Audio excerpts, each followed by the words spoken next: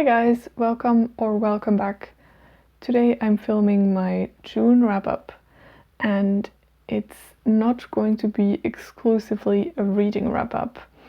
June was a weird month and I've been doing a lot of other things apart from reading, so I haven't read that much, but I still want to share the three books that I read or that I finished in June, as well as some other things I've been up to, and I thought that would be a nice opportunity for you guys to find out about the other stuff I usually get up to apart from reading.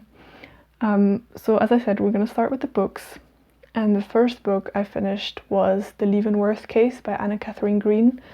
This is a book that I have reviewed and talked about in my first video of the Beyond Christie series, where I talk about some mystery novels that were mentioned and recommended by Hercule Poirot himself in an Agatha Christie book I read. So if you want to learn more about this book, you can go and check out that video. It will also be linked down below. But essentially it was a really interesting reading experience because it was mystery and procedural type mystery written in 1878, which is crazy. Written by a woman. It's set in America and the mystery is surrounding a crime committed to the wealthy merchant Horatio Leavenworth, and he is found shot in the head in a closed room. So yeah, if you want to hear more about my thoughts, you can go check out the video. I really enjoyed this book.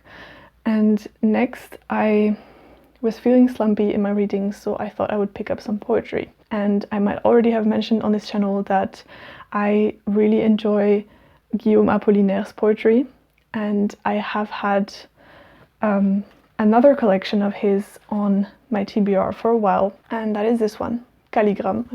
It's so bright, I hope you can see. And in this one, he is experimenting with the shape in which he writes his poetry. I'm going to show you some examples. This is an annotated one, but you can see he writes the poetry in a certain shape, not all of them. And a common theme of his poetry in this collection is World War I, and he was fighting himself in World War I and the experiences that he had, and you can really see that he wrote these poems to kind of deal with the situation and try to stay sane, basically.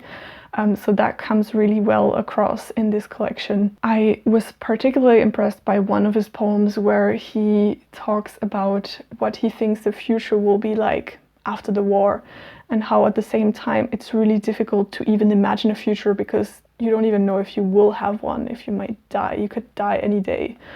But also dreaming about what the world could be and what good things could come out of a horrible thing happening all around Europe. Unfortunately, a lot of his other poems left me cold, and I was really not expecting it. I was really disappointed. I think I enjoyed the themes he was trying to address, kind of mixing up like the horror of being in the trenches, but also the banality of it somehow, because you still continue to live even though you might not live the next day.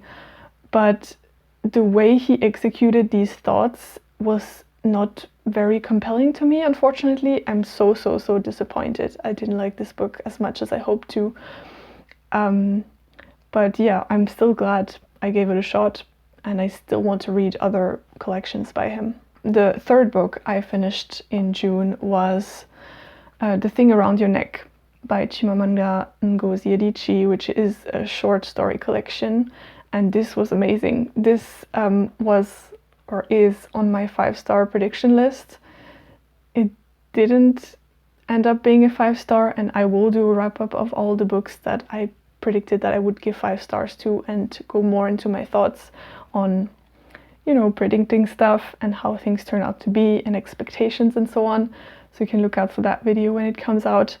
But basically this is a collection that explores, obviously first, life in Nigeria.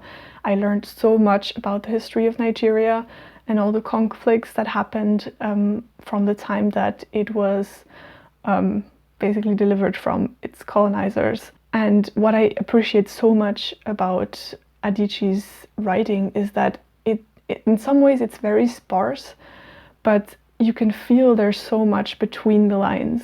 And so at the same time, it's really readable, but there's so much to unpack. And that's just really what I find amazing about her writing. Other than that, the whole collection explores the ideas of like belonging within Nigeria, you know, talking about all the different people that are in Nigeria and how they clash, as well as Nigerian immigrants going to the US and how they feel going there. There's a lot of exploration also of feeling other, feeling different, and how different people deal with it. And there's also this idea, especially in regards to immigration to the US, of this pressure of needing to fit in, and sometimes at the cost of your own culture and your own belonging, which was so interesting. This is, I would say, an overall quite even collection. Most of the stories were super outstanding for me. A few of them were just okay. But overall, if any of these themes interest you, I think it's such a good book. And if you're already familiar with Adichie's work, honestly, this is a must read. Going from books and moving on to other stuff I've been doing. I don't think I've mentioned that on my channel, but I like to sew, and I stopped sewing when I started studying because it was just too much work, and it was even worse during my PhD. And since I finished, I started to sew again, and I've always been fascinated with like costumes, and I like to dress up as a kid, and I've plunged back into like historical costuming. And so I've been working on women's outfit from the 14th century. So I've been working on that quite a lot, and I've challenged myself to actually sew these garments by hand. So as you can imagine, that's been taking some time. June was also my birthday month, and I got gifted from my husband dress form, which you can maybe see here. There's the dress on it. It's just slapped on there. It's not supposed to look like that. And it's been helping a lot, and I can't wait to use it more. So this is something I've been up to. Then I've played quite a lot of board games. I've played some games that I was already familiar with, and also some new adventures. Specifically, my husband and I got a very old copy on eBay of a detective game called Sherlock Holmes Kriminalkabinett, and there is a reprint in English called Sherlock Holmes Consulting Detective from 2011 if you're interested. And it was so fun. We've played the first 2 or 3 cases, I think. They're not cases that are from the Sherlock Holmes books, so you don't feel like you might already know what's happening, but it's so well done. It's a very story-driven game, and you get a description of what has happened and the initial clues, and then you have a huge map of London and different places you can go, different people you can consult for information, and you are completely free to decide how you want to take up the investigation. So it's a game that gives you a lot of freedom. There's a lot of flavor text, so you read a lot as well. So it's a bit like reading an interactive mystery novel, and it's just amazing. I'm such a fan of this game. It was really fun to play. At the beginning of the month, it was my birthday, and my sister came over, and she also likes to play board games, and specifically strategic games. So we have been playing different games, but one I just want to highlight here is Rising Sun, which was created by Eric Lang. He is such an amazing game designer, and this game of his is probably my favorite. And it's quite surprising because I'm not a big fan of like area control games, so games where you have like typically a map and you have people on it and you fight for different places on the map. But this game is so good because you can win it even if you're not like being super belligerent. And that's just, I think, such a game changer for me. There's so many ways of winning this game and of gaining victory points.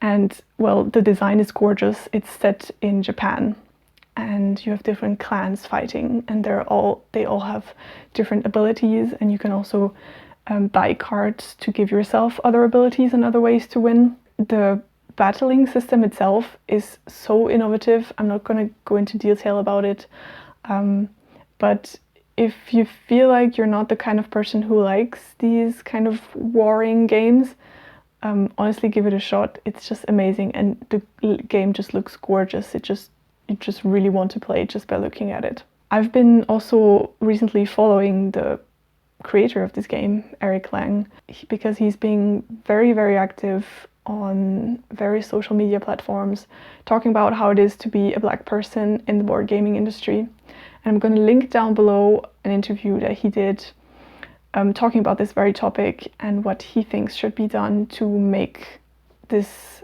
community more diverse. And I think it was just amazing, really, really good discussion. And yeah, if you're interested in any of that, go give it a look, because I think it's really interesting. Moving on to TV, I don't watch a lot of TV shows. I've grown up without a TV as a kid, so it's not really something I miss, honestly. But what I've been discovering are the David Suchet Poirot series. I've got this box set for quite cheap, and I'm so glad I found it. And I'm now watching at least 2 episodes every week with a friend of mine who's also a fan of Agatha Christie, and it's been so, so lovely. This series was recommended to me so many times by so many of you, and up until now I've been mainly familiar with the Miss Marple series, which I love, and it's been really nice to rediscovering all these Poirot stories. Yeah, so that's been really, really fun, and it's gonna keep me occupied for a while because the series has like 13 seasons. Finally, something else that has been taking quite a lot of my time, but not that I mind it, is playing the Witcher 3 video game. I got into video games really, really late in my life. Basically, I never played video games until I met my husband. He is a big gamer, and for a long time I watched while he was playing video games. You know, if it was a video game that was interesting as a backseat gamer. And now I've decided that I really want to plunge into the Witcher world myself. And there is a story mode, so a mode that is not where the battles are not so difficult and the enemies are basically not completely super leveled, which is very convenient because you do the battles obviously, but you get through them quite quickly. You don't need that crazy level of skill, and you can really enjoy the story. And I have never read the Witcher books, and I actually don't plan on reading them anytime soon, but I really like the world, and I think the game captures really well this idea of you being a Witcher, a person who in itself is already quite an outsider.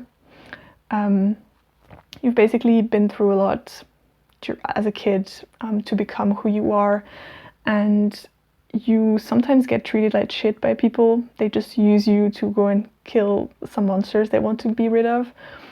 But what I found so interesting in this game is that every quest, every side quest has a story, and a meaningful story, not like a stupid story where you just have to pick up something and bring it back to that person. No, you might be asked to pick up something somewhere, but then something else unfolds that you really never would have thought about, and you get to discover so many different characters. There's a lot of discussions of otherness and racism and, you know, segregating people, and it's just such a rich world, and I think the game really captures it really well. And I couldn't tell you now how many hours I've been playing it, but I'm gonna check it and put it on the screen because I surprised myself how long I've been playing it, and I don't plan on stopping. So yeah, that has been really, really nice as well.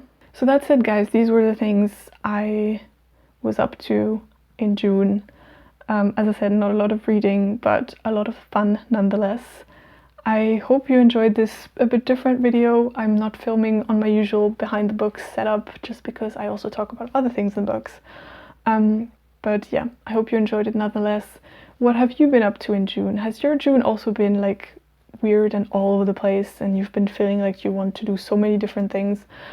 Let me know in the comments down below. And in the meantime, I hope you're reading great books and I'll see you in my next one. Bye!